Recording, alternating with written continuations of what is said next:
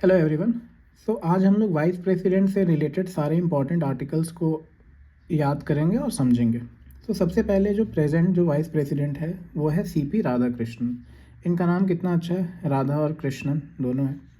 तो आपको ये जो ट्रिक है इसको याद करने का, उसको आपको इसके पर्सनालिटी से इसको रिलेट करना है। आपको ऐसा समझना है जो हमारे जो प्रेसिडेंट साहब हैं, प्रेसिडेंट वाइस प्रेसिडेंट जो है वो एक एक्सेलेंट पर्सन है, ठीक है। वो एनर्जेटिक भी है, टॉल है, और उनको ही इज़ वेरी ऑर्गेनाइज्ड। और लास्ट में जो इम्पॉर्टेंट दो क्वालिटीज़ है वो ये है कि डिसिप्लिन और डिलीजेंट भी होना चाहिए। तो बस आपको ये फ्रेज़ याद कर लेना है, आपको रिलेट करना है राधा कृष्णन से, that vice president is an excellent person, energetic है, टॉल है, very organised, disciplined and diligent. अब हम आते हैं इम्पॉर्टेंट आर्टिकल्स के तरफ। तो जो सबसे पहला आर्टिकल है वो है आर्टिकल 63, और इसको हमको सीधे रिलेट कर लेना है वीपी, वाइस प्रेसिडेंट। तो ये सीधा से ये कहता है कि there shall be a vice president of India, ठीक है। नेक्स्ट जो आर्टिकल है दैट इज़ आर्टिकल 64। इसके लिए आपको क्या याद रखना है, एक्स। क्यों? वाइस प्रेसिडेंट क्या है, एक्सेलेंट पर्सन है, तो आपको ई एक्स से याद रख लेना है that he is the ex officio chairperson of Rajya Sabha, ठीक है। नेक्स्ट है आर्टिकल 65। इसके लिए आपको याद रख लेना है vice president is an excellent person. यहाँ पे आपको समझना पड़ेगा कि क्या होता है कि जब प्रेसिडेंट का जो ऑफिस है वो किसी कारण से वेकेंट हो गया by reason of death, resignation या रिमूवल, तो उस केस में जो वीपी है ही एक्ट्स एज अ प्रेसिडेंट। तो आपको ये पी से ये याद रख लेना है कि VP acts as a president in certain conditions, ठीक है। इसके बाद जो नेक्स्ट आर्टिकल है दैट इज़ आर्टिकल 66।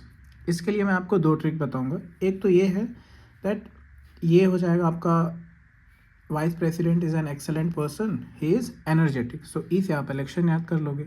एक और जो इंडिविजुअल ट्रिक है वो भी काम आता है, वो आप सीधे ऐसे समझ लो कि 6 को आप ऐसे लिख रहे हो, एक 6 फिर एक और 6, तो ये आपको कैपिटल ई बन गया। तो इससे भी आप इलेक्शन को याद कर सकते हो।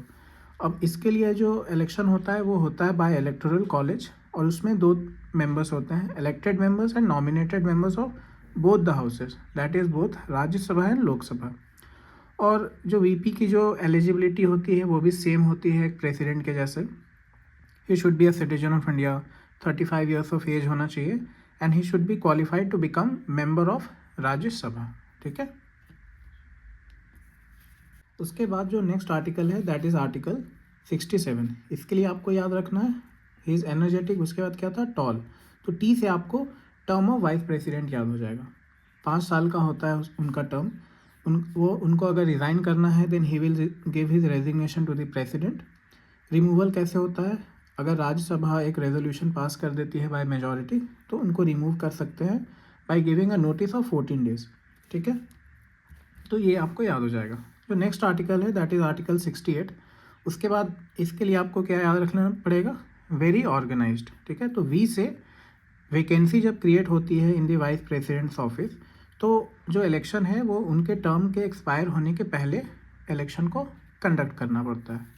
इसके बाद जो नेक्स्ट आर्टिकल है दैट इज़ आर्टिकल 70।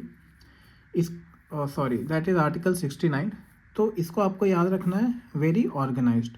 सो ओ से आप याद कर लोगे ओथ, और जो ओथ होता है that is before the president of India. Next article is article 70। इसके लिए आपको याद करना है डिसिप्लिन, और डी से आप याद कर सकते हो कि discharge of president's functions in cases of contingency.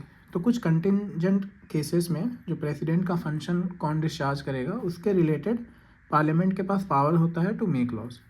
और जो अपना लास्ट आर्टिकल है दैट इज़ आर्टिकल 71। इसके लिए भी आपको डी से याद रखना पड़ेगा, डी से डिस्प्यूट्स। तो जब भी प्रेसिडेंट या वाइस प्रेसिडेंट के इलेक्शन के रिगार्डिंग कोई भी डाउट या डिस्प्यूट क्रिएट होता है then it is decided by the supreme court of India and such decision is final. तो आपको वाइस प्रेसिडेंट के पूरे आर्टिकल्स को याद करने के लिए आपको बस ये इस ट्रिक को, इस फ्रेज़ को याद करना पड़ेगा, ध्यान में रखना पड़ेगा। दैट इज़ वाइस प्रेसिडेंट एक एक्सेलेंट पर्सन होता है, एनर्जेटिक होते हैं, टॉल भी हैं, वेरी ऑर्गेनाइज्ड, एंड लास्ट में क्या दो इंपॉर्टेंट क्वालिटीज़ होनी चाहिए, डिसिप्लिन एंड डिलीजेंट, ठीक है।